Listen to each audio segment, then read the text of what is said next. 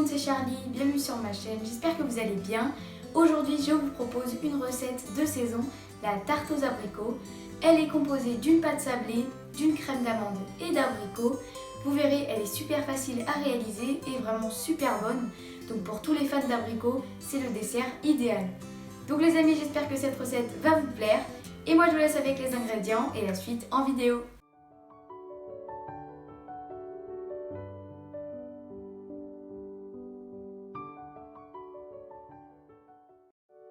On commence par la pâte sablée.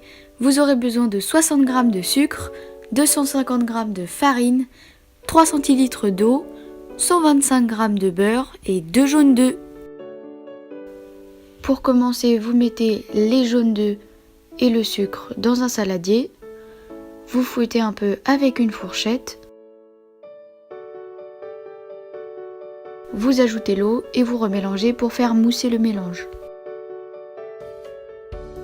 Dans un autre saladier, vous versez la farine et le beurre coupé en petits morceaux.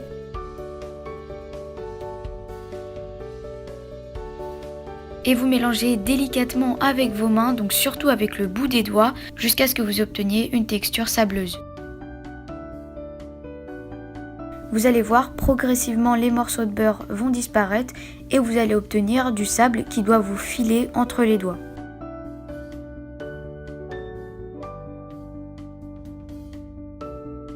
Donc quand vous obtenez la bonne consistance, vous allez ajouter votre mélange liquide au milieu de votre sable.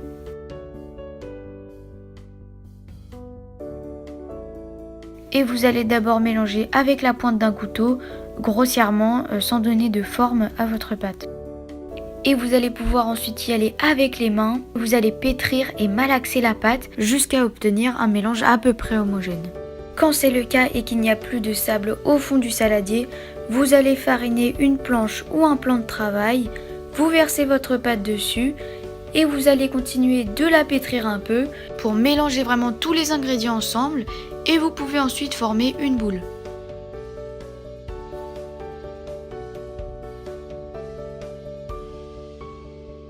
Quand elle est formée, vous l'entourez de film alimentaire.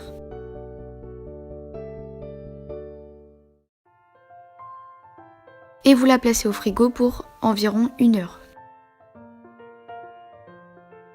Quand vous la sortez du frigo, vous la laissez à température ambiante pendant minimum 15 minutes, sinon elle sera bien trop dure à travailler. Et vous la placez entre 2 feuilles de papier cuisson et vous commencez à l'étaler à l'aide d'un rouleau à pâtisserie. Avant de réellement l'étaler, vous appuyez un peu sur votre pâte à l'aide du rouleau par petits coups pour la détendre un peu. Et vous pouvez l'étaler jusqu'à ce que vous arriviez à un cercle un peu plus grand que la taille de votre moule à tarte ou bien de votre cercle à tarte si vous en avez un.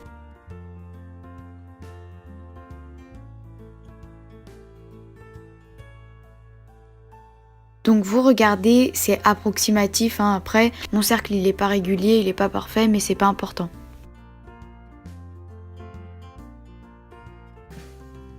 Vous retournez rapidement sur votre moule à tarte la feuille de papier sulfurisé qui était en dessous de votre pâte.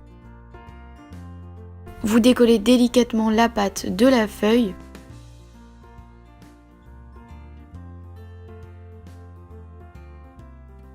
Vous chemisez en appuyant bien sur les bords.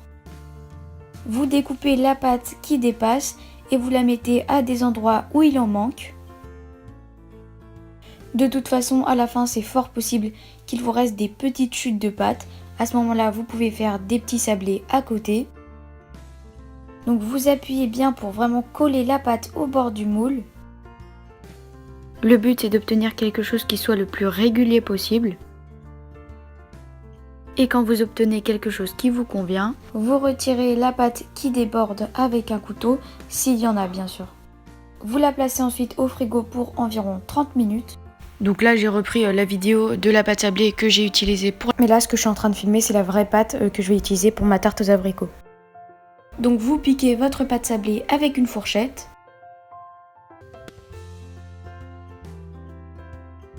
Vous placez une feuille de papier cuisson sur votre pâte. Et ensuite vous pouvez placer soit des haricots secs, soit des cailloux pour éviter que votre pâte ne gonfle à la cuisson. Et vous pouvez enfourner votre pâte sablée environ 15 minutes à 170 degrés. À la sortie du four, vous placez votre pâte sablée de côté et vous passez à la crème d'amande. Vous aurez besoin de 80 g de sucre, 80 g de beurre, 90 g de poudre d'amande et 2 œufs. Pour commencer, vous placez votre beurre mou dans un saladier. Vous le travaillez un peu avec une maryse. Vous ajoutez ensuite le sucre et vous remélangez toujours avec la spatule. Et vous mélangez jusqu'à ce que vous obteniez un mélange homogène avec à peu près cette texture-là. Vous ajoutez ensuite le premier œuf. Vous mélangez rapidement avec la maryse. Vous allez voir, vous allez obtenir un mélange un peu bizarre. Et une fois que vous avez mélangé un petit peu, vous allez pouvoir ajouter la poudre d'amande en une seule fois. Et vous mélangez bien pour l'incorporer.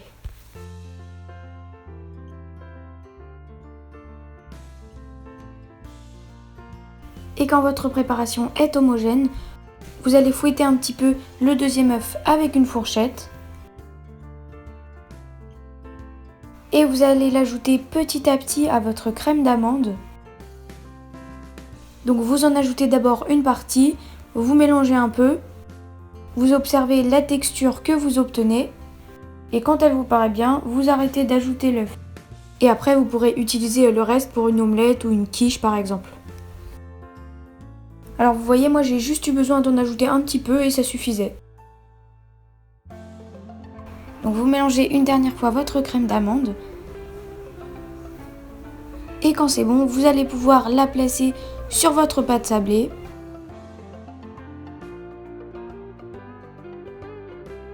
Vous l'étalez avec une maryse sur toute la surface de la tarte.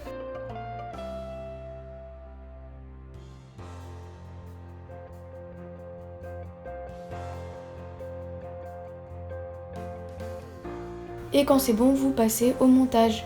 Vous aurez besoin de confiture d'abricot, de sucre glace et de 700 g d'abricots mûrs. Avec un couteau, vous commencez par couper vos abricots en deux.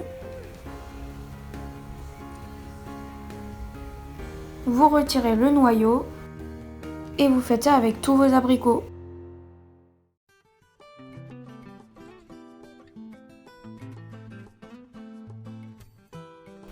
Et quand c'est bon, vous prenez votre tarte et vous les déposez sur la crème en les enfonçant légèrement. Moi, je les ai déposés en rond avec l'intérieur de l'abricot tourné vers le plafond. Donc j'en ai mis comme ça sur toute la tarte en les serrant un peu. Et pour remplir toute la tarte, j'ai utilisé environ une douzaine d'abricots.